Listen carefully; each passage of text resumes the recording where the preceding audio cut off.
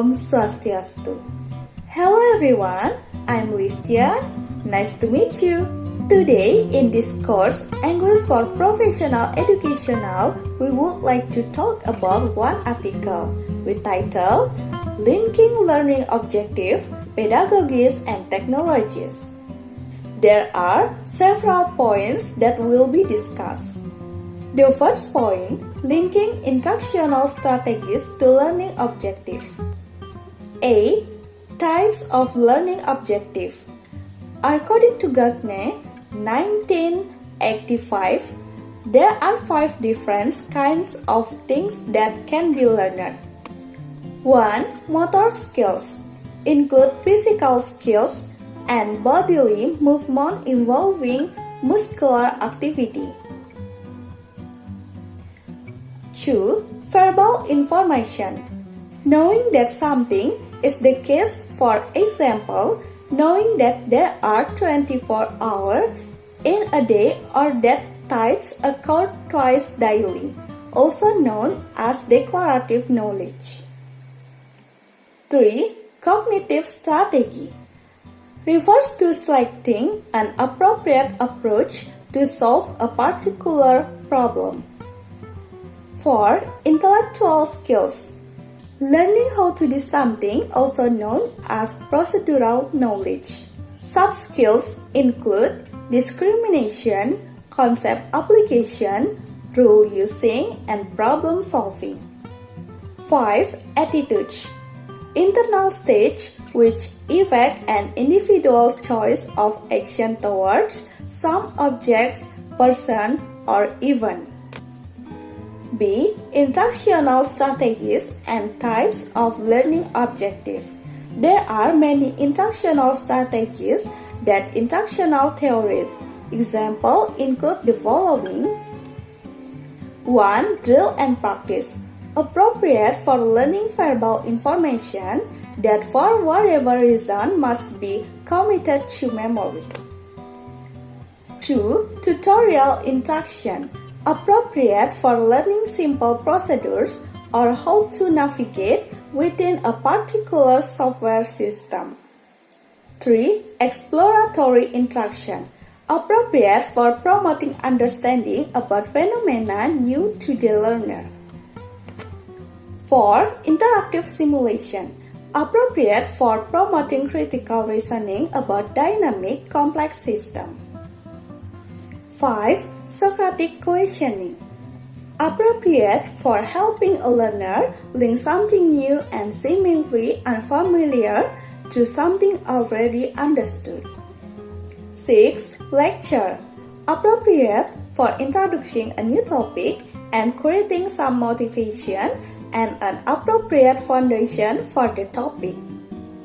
Many more strategies and they can be applied in many ways. They are mastery learning, programmed learning, simulation, direct teaching, inductive thinking, concept attainment, advanced organizers, group investigation, classroom meeting strategy, project-based learning approach, inquiry-based learning approach, collaborative learning, and collaborative knowledge building. Let's refocus with this table about possible instructional strategies to types of learning objective. We take one example. Types of learning objective is motor skills. Possible instructional strategies or pedagogies there are drill and practice, part-task training, mastery learning, programmed learning, and direct teaching. The kinds of instructional strategies that should be selected depend on learning objective and learning domains.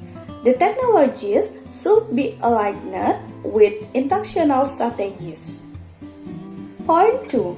Types of technology for educational uses. Technology. According to Rogers, a technology is a design for instrumental action that reduces the uncertainty in the cause-effect relationship involved in achieving a desired outcome. A technology may have two components, a hardware aspect and a software aspect. Educational technology is not a homogeneous intervention but refers to a broad variety of modalities, tools, and strategies for learning. Its effectiveness, therefore, depends on how well it helps teachers and students achieve the desired instructional goals. Bruce and Levin describe a new way of classifying uses of educational technologies based on a four-part division suggested years ago by John Dewey.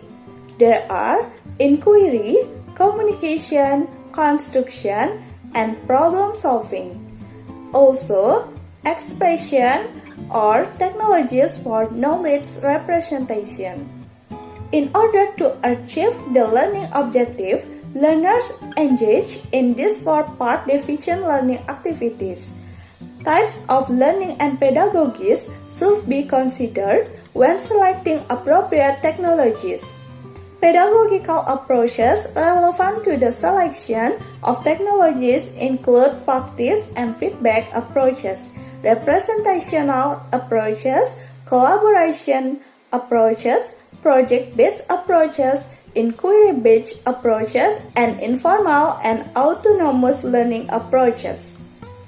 Mayer 2009 has proposed some principles of multimedia learning which can also be used for guiding the selection of technology for educational uses.